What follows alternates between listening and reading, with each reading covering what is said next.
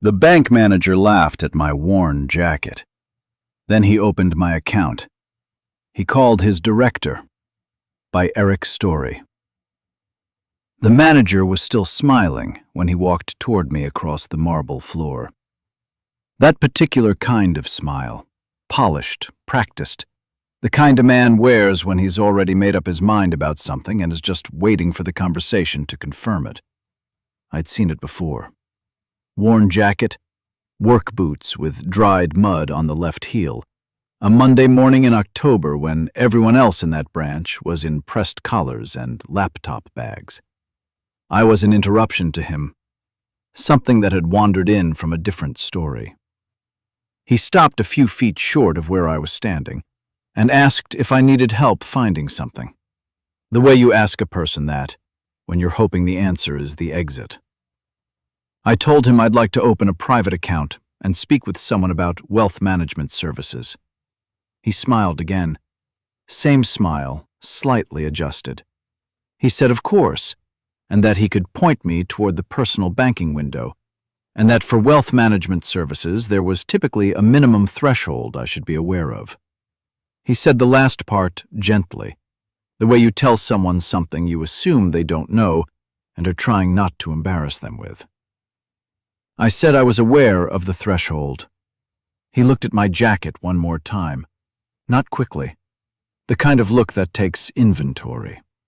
Then he said he'd get someone to help me, and walked back toward the glass offices along the far wall, and I heard him say something to a younger colleague behind the counter that made her look up at me and then look down again.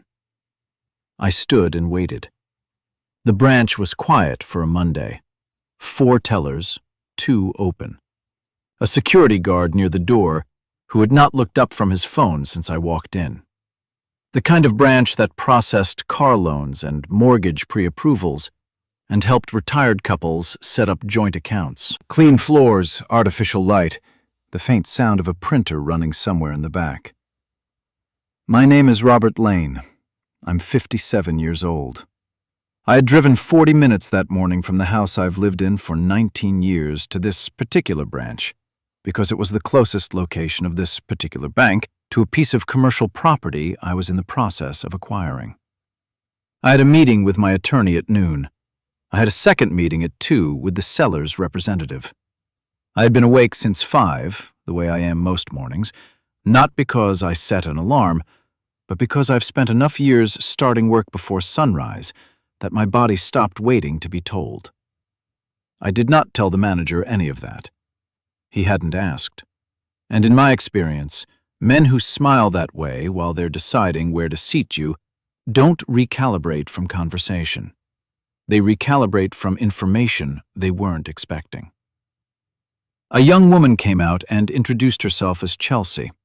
She was maybe 26, efficient in the way of someone who is good at her job and knows it, and is slightly impatient with situations that slow her down.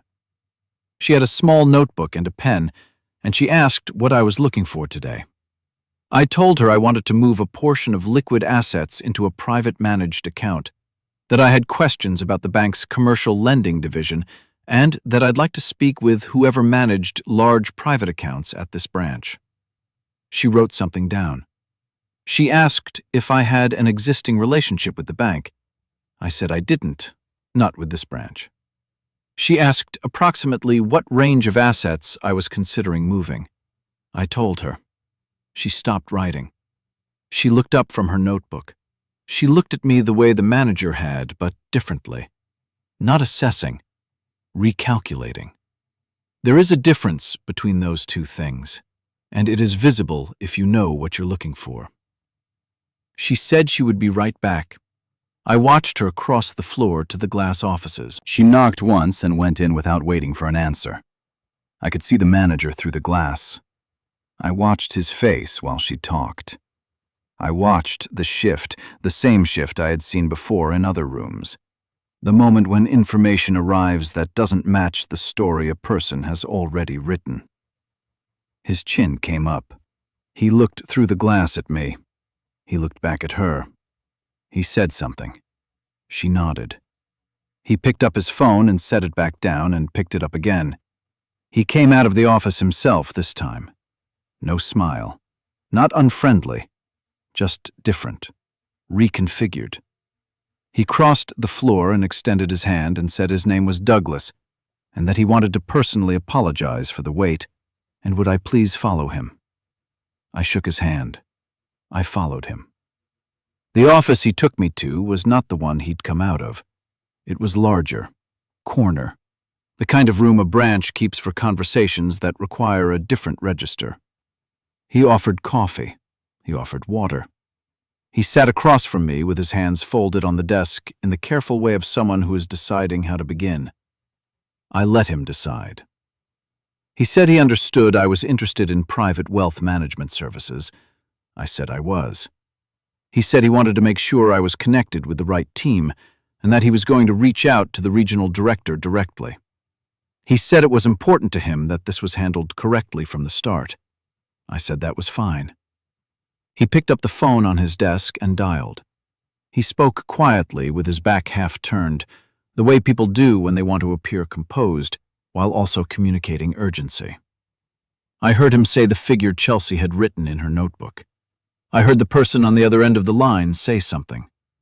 I heard Douglas say yes, today, this morning. He's here now. He turned back around.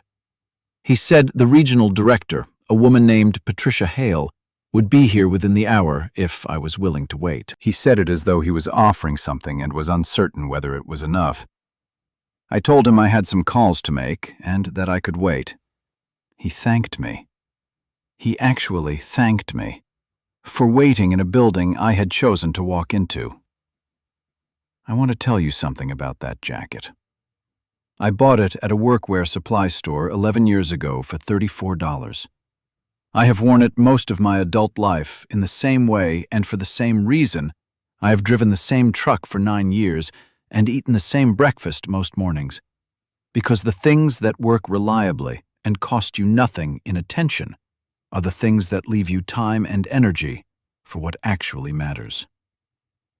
The jacket does what a jacket does. It keeps out the cold. That has always been enough. My father was a carpenter. Not the kind that appears in home renovation programs. The kind that showed up at 6 in the morning and worked until the job was done, and drove home in a vehicle with grout dried into the upholstery and a bag of hand tools in the bed that he'd owned for 20 years because they were good tools, and he took care of them, and there was no reason to replace a thing that still works. He never made much money. He was precise, careful, honest in his estimates, and he never overbid a job to cover what he wasn't sure of. Those qualities made him a craftsman and did not make him wealthy. I watched him work from the time I was old enough to be on a job site without getting in anyone's way. I understood early that the thing a person is good at and the money a person accumulates are two separate measurements that sometimes overlap and often don't. I was good at numbers. I had been good at numbers the way my father was good with wood, not because I worked at it, though I did work at it, but because there was something in the way I was built that responded to the logic of figures the way some people respond to music. My high school math teacher told me once that I had an unusual relationship with abstraction, that I could see the shape of a problem before I could articulate it. I didn't fully understand what she meant until much later. I went to college on a partial scholarship and worked maintenance on campus the rest of the way through. Finance degree, 4 years, nothing extraordinary about the path except that I finished it and paid for it myself and graduated with $1,100 in a savings account and a clear idea of what I wanted to do with the next 30 years. I went to work at a small investment firm in the city, entry-level, analyst work. The kind of job that requires a great deal of precision and rewards it slowly and unevenly. My supervisor was a man named Gerald Park, 61 years old, 40 years in the industry, the least impressed person I had ever been in a room with. He was not unkind. He simply did not distinguish between people based on anything except whether their work was right. His standard of right was exacting and consistent, and applied identically regardless of who you were, where you'd come from, or what you looked like when you walked in the door. I've thought about Gerald Park more times than I can count over the past 30 years. He probably doesn't know that. People rarely know when they've changed something for someone. The most important thing Gerald Park ever did for me was treat my analysis with the same scrutiny he applied to everyone else's. No adjustment, no charity, no different standard. Just the work, evaluated on its own terms. That is a rarer thing than it should be. I spent a decade at that firm, then another decade building something of my own, a small fund to start, the kind of operation that runs on 12-hour days, and the willingness to be wrong in public and learn from it and try again. I made mistakes in the first 3 years that cost me real money, and cost me sleep, and cost me a version of confidence that I had to rebuild from different materials than the ones I'd started with. The second version was sturdier. It tends to work that way. By my mid-40s, I had built something that worked, not loudly, not in a way that required attention or announcement. It worked the way things work when the foundation is right and the load calculations are honest, steadily, without drama, compounding over time in the way of things that are properly constructed. I don't talk about it much. That isn't modesty. It's just that the number in an account is not the interesting part of what happened. The interesting part is the $1,100 and the 11-year-old jacket and the 30 years of early mornings between those two things. The number is just the measurement at the end. It tells you where you ended up. It doesn't tell you what the ground looked like when you were laying the foundation. Patricia Hale arrived in 43 minutes. She was 50-something, direct, the kind of person who has been in enough rooms to stop performing for any of them. She shook my hand once, sat down, and asked me a specific question about the structure of what I was looking to do. I told her. She asked a follow-up. I answered it. We were in the work within 4 minutes of her sitting down, which is the fastest way to know whether a person is actually good at something. Douglas sat at the edge of the room through most of this. At one point, Patricia asked him to have Chelsea pull a specific form from the compliance department. He got up immediately. He was a different person from the one who had pointed me toward the personal banking window 90 minutes earlier. I didn't take particular satisfaction in that. I had work to get to and a meeting at noon, and I had been here longer than I'd planned. But I noticed it. You notice it, even when you don't want to. I've been in a lot of rooms like that one over the past 30 years. Rooms where something about my appearance, or my vehicle, or my jacket caused a person to locate me in a story before I'd had the chance to speak. It happens less often now than it used to, not because I present differently. The jacket is the same jacket. But at a certain point, the infrastructure you've built starts to precede you in ways that are harder to ignore. The account numbers arrive before the jacket does. That is a strange thing to navigate, because the person standing in front of them is the same person who bought the jacket for $34 and drove the old truck and ate the same breakfast for 30 years. That person didn't change. The room's ability to see him correctly changed. I'm not sure how I feel about that distinction. I've been thinking about it for a long time, and I don't think I've settled it. 3 days after the bank meeting, I received an email from Douglas. It was longer than I expected.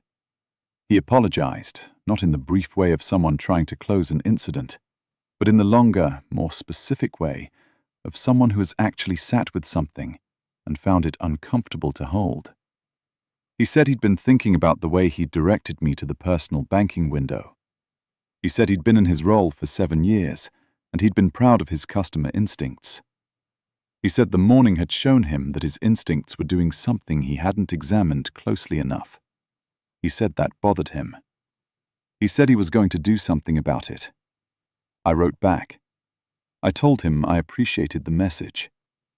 I told him about Gerald Park and the thing that had mattered most. Not the promotions, not the credentials, just the consistent application of the same standard to everyone in the room. I told him that the most durable lesson I'd taken from 30 years in finance was that the surface presentation of an asset is almost always the least reliable indicator of its underlying value. That the most expensive-looking structures sometimes have the weakest load-bearing capacity, and the ones that look like nothing from the outside are sometimes the ones that hold. That's not philosophy. That's what the work teaches you, if you do enough of it, honestly. He wrote back once more. He said he was going to carry that. I believed him. There's a way a person writes when they mean something, and a way they write when they're just concluding a correspondence. His was the first kind. I want to tell you about the property I was acquiring that morning. It's a mixed-use building in a part of the city that people with downtown offices and clean shoes have been calling undervalued for 15 years without doing anything about it. I grew up 7 blocks from there. I know what the neighborhood looks like from the inside, not from a market analysis. I know which streets flood in heavy rain, and which storefronts have been empty for 3 years, and which ones have been full for 20, and why. I know where the families are, and what they need, and what the place could hold if someone built the right thing in the right way for the right reasons. I've been watching that building for 4 years, waiting for the moment it came available at a number that made sense. Last October, it did. I moved quickly. The acquisition closed in 30 days. The plan is a mixed-income development. Ground-floor retail reserved for local operators, not chains. 18 residential units above, half of them priced below market rate for the next 15 years under a structured agreement I negotiated specifically. A community room on the 2nd floor that 3 local organizations have already committed to using. None of that is in a press release. There is no press release. The building will go up, the people will move in, the organizations will meet on Tuesday evenings, and the families who have been priced out of that neighborhood will have a place to stay in the place they're from. That is the whole goal. That they don't have to leave. That it just works. I will not be in the lobby with a plaque. I will probably be on a job site in the same jacket eating a sandwich from a paper bag trying to figure out why a subcontractor's timeline is 3 weeks behind where it should be. That is what the work looks like from the inside. That's what it always looks like from the inside. My brother Thomas works in community development. He's based in the same city, 2 miles from the building I'm putting up. He runs a nonprofit that focuses on affordable housing access in neighborhoods like the one we grew up in. We have dinner most Sundays. He has 3 kids. I have a photograph of all of them on my desk at home, next to a photograph from my college graduation. My father is in the graduation photograph, standing beside me in a collared shirt he almost certainly borrowed. He is not a tall man, but he looks tall in that picture. I think it's the expression. When I look at those 2 photographs next to each other, I think about how far a single decision can travel. A laborer's son from a neighborhood with unreliable plumbing, deciding one morning that the number in someone else's account was not a ceiling on what was possible in his own. Deciding that a $34 jacket was not a statement about limitations, but about what you choose to spend your attention on. Deciding that the work was the point, and that the work would be enough if you did it honestly and kept doing it and didn't stop. 30 years from that decision to the building going up 7 blocks from where I grew up. It still surprises me sometimes when I let it. My name is Robert Lane. I wear a jacket I bought for $34. I drive a truck that has 200,000 miles on it and starts every morning. I walked into a bank branch on a Monday in October and a manager pointed me toward the personal banking window because I looked like the kind of person who needed to be redirected. He found out he was wrong. I don't tell this story because I think that makes me exceptional. I tell it because I think it illustrates something a lot of people already know, but don't always hear said out loud. That the surface tells you almost nothing about the load-bearing capacity. That the man in the worn jacket might be the man who's about to give 18 families in your neighborhood a place to stay. He might just be a person on his way to work who's been doing this long enough to know that the account balance was never the point. The work was always the point. Now I want to ask you something. Has anyone ever looked at the surface of your life and decided they already knew everything they needed to know about what was underneath? What did you do with that? Leave your answer in the comments. I read every single one. If this story meant something to you, hit that like button and share it with someone who needs to hear it today. Subscribe to Eric's Story so you don't miss the next one. It's early morning now. I'm parked on the street outside the building, the one that will go up in the neighborhood I grew up in. The facade is still the old facade. Brick, some boards over the ground floor windows, a realtor's lockbox on the door. From the outside, it looks like what it has looked like for years, a building waiting to become something. I know what's going in there. I know the drawings. I know the load calculations and the unit layouts and the names of the 3 organizations that will meet in the community room on Tuesday evenings. I know who's going to live here and what it's going to mean to them and what it cost to get to this morning. The building doesn't know any of that yet. It's just standing there in the early light, looking like what it looks like on the outside. That's the thing about surfaces. They're never the whole story. I finish my coffee. I get out of the truck. The lockbox opens on the first try. I step inside. The work is waiting. It has always been waiting, and I have always been glad for it.